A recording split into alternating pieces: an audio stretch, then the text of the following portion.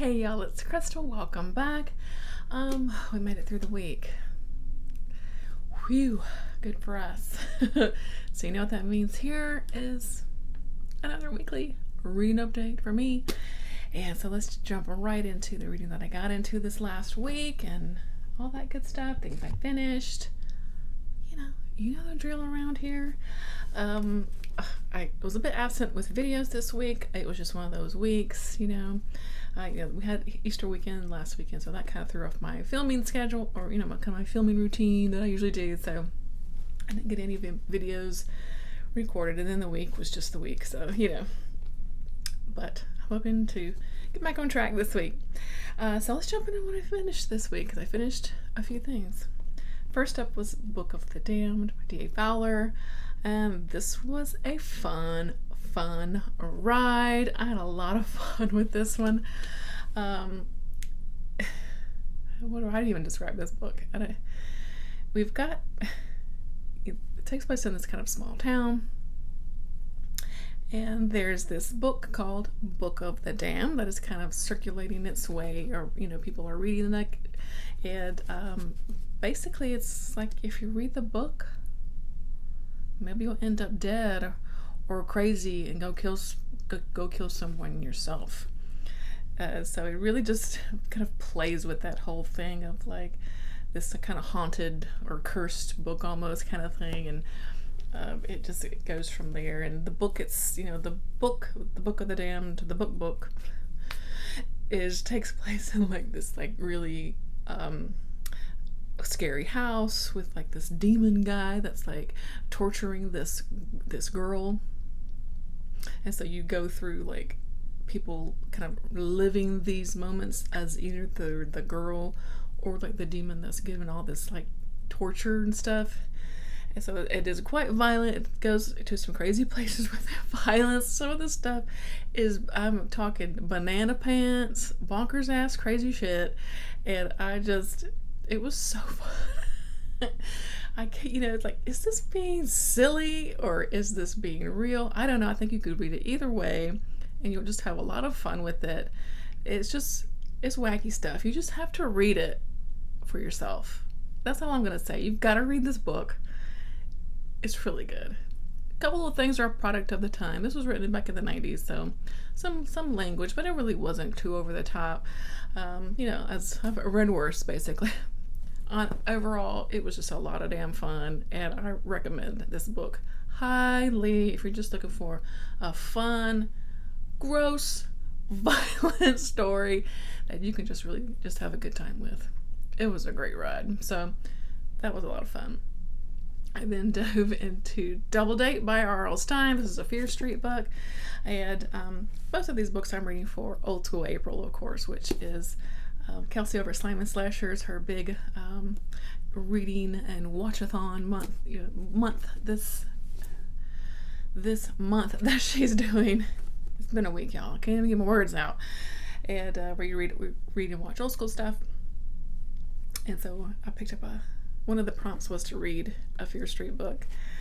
And Double Date was pretty fun. It has this guy who is a player at the high school. I mean, he goes out on dates with all the girls. He's in a band. I mean, he's like a Mr. Cool. And he kind of gets a new challenge of the Wade twins, these two girls. And he's like, you know what? I bet I can date them at the same time. And the story kind of goes from there. And maybe he kind of gets his comeuppance from being such a player. It was fun. It was a lot of fun. And good little kind of almost kind of like a revenge tale. It was fun. It's a Fear Street book. It's fun, let's see what's next. I then finished, let me find it over here on my stack. I finished Misery. I did listen to the audiobook for this one, and the audiobook was great. This was a reread for me, technically. I read this back when I was a wee young lady. I was like 12 or 13 when I first read Misery, and I hadn't read it since. So this was our Stephen King pick for this month, and I enjoyed it all over again. This is a great book. It still holds up. It's still fantastic. This is really good, and I'm so glad that I reread it. I really, I had forgotten a few things. It'd been 30 plus years since I read it. There are some things I remember, but I was like, oh yeah, I forgot about this and that, kind of thing. But most people know this story, right? Paul Sheldon is an author, and he gets into a horrible car crash up, in the Colorado mountains. It's snow, it's crazy, and he is rescued by none other than Annie Wilkes, his #1 fan, and she, basically proceeds to hold him hostage in her house and makes him write a new book for her. Annie's a little unhinged. She's got some problems. She's got some issues. She has a history. We learn about that. And the kind of awful things that she does to dear Paul. And her obsession gets a little violent. It's so good. It's so good. It's basically just these two characters, in this isolated setting. It's good. It was really, really good. And I really enjoyed the heck out of this reread. I'm going to try to find maybe try to watch the movie too, because I hadn't watched that in years either. And I remember Kathy Bates, of course, just does a phenomenal job as Annie.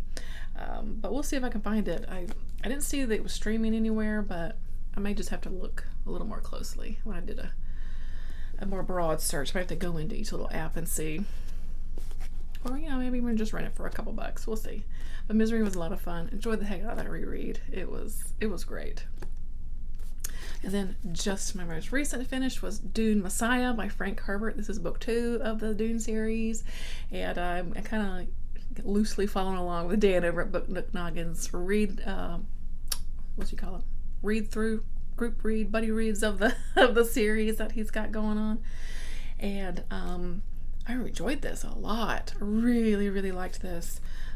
We pick up, I think it's 10 or 12 or so years after the events of the first book, and so we're following Paul as he is now, the emperor of this galaxy, this land or whatever, and how things are looking for him, what is going on with him and his sister, who we meet in the first book. What is it taking for him to remain in power? Political, intrigue going on, because of course some people don't like that he's in power. All that kind of stuff. This is a more kind of quieter story. There's not really a lot of action and things like that. But it's really good. Man, it was great. I loved learning, kind of what was going on right now, and there's this whole, I think this sort of whole discussion of kind of fate and does Paul really have a choice in what he's doing? All that kind of stuff. I really liked all that. So this was great. And so I'm very excited, of course, to dig into number 3. I'll probably plan that for next month sometime. But this was fantastic. So I'm super glad that I decided to get into the series, because it was good stuff. So that's what I've finished. I think that's it. So of course I have a few things in progress. I think I forgot to mention last week, but I did start Seeds of yesterday, our VC Andrews read along. This is book 4 of the Dollenganger series, and we're picking up again with those kids from Flowers in the Attic. Though they're not kids anymore, they're grown-ups and have kids of their own, and it's a soap opera. It's drama, girl. It's drama. It's good stuff. I'm enjoying this one. Probably a little bit better than the last one. I don't know, the last one just got on my nerves with that annoying kid. But the annoying kid's not an annoying kid anymore. He's just an annoying grown-up, which is somewhat a little bit more easier to swallow. Anyway, so it's fun. I'm having a good time with that. Of course, I've still got my short story collection for the month going on. I'm definitely not getting to a story a day these days, but that's okay also. But I'm, about halfway-ish through, and these are... this collection is fantastic. These are some of the best stories I've read in quite a while. A couple of these have just had me sobbing in tears. They are beautiful, with some speculative elements. A couple of these are just really dig into family and culture, and oh man, it's good stuff. The title story was my not my most recent read, but couple stories ago. Paper Menagerie. Ooh. I'm telling y'all, it was emotional. It's so good. These are just phenomenally written, beautiful stories. So I've not finished yet, but I highly recommend this because it's fantastic.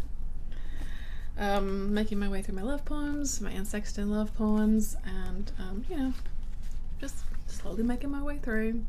Some of these have been a little dark though, which I guess I wouldn't expect it from a book called Love Poems, but it's Anne Sexton. I'm a fan, so I'm enjoying these. I am still reading Hill House by Richard Matheson. I think I said that in my last one. Making pretty good progress. Not as much as I wanted this week. It's just been one of those weeks, I don't get to really read a physical book until, after the kids gone to sleep and things cleaned up for the day, the night, and I could just take a breath. And sometimes that's not until like 9 o'clock at night, So sometimes I read my short story, and then I'm digging into this, like maybe it's 9:30, and I'm like, I'm nodding off, So I just haven't had a lot of reading time, in the evenings. I do have some downtime at work where I do read, and I did pick up. That's kind of how I finished Dune Messiah, so we'll see. Look at my fun bookmark. Anybody else a Twin Peaks? Anybody else Twin Peaks fans? Okay, so that's, I think, everything I've got in progress. So yeah. So I'm hoping I'll finish this one. Maybe over the weekend. We'll see. And just go from there. I've got a bunch more books left on my TBR that I don't know how I'm gonna finish. I probably won't get to them all this month, and that's fine. That's okay. Get to them when we get to them, I think that's it for me. Did I watch anything this week for Old School April? I don't even remember. Isn't that awful? Was this the week we watched Big Trouble in Little China? Or was that last week? Who knows? I have no idea. I can't even remember. I haven't had a chance to watch too much either, obviously, so. We were watching Moon Knight. Anybody else watching Moon Knight? This most recent episode was awesome. I'd love to know if you're watching it, what you think. Alright, I'm rambling now. So that's my week in a nutshell. I hope you had a good reading week. Let me know what you're reading. If you read any of these, of course, let me know. I love to chat with you in the comments. And that's going to do it for me today. Thank you so much for watching. I always appreciate your time, of course. And until next time, bye, friends.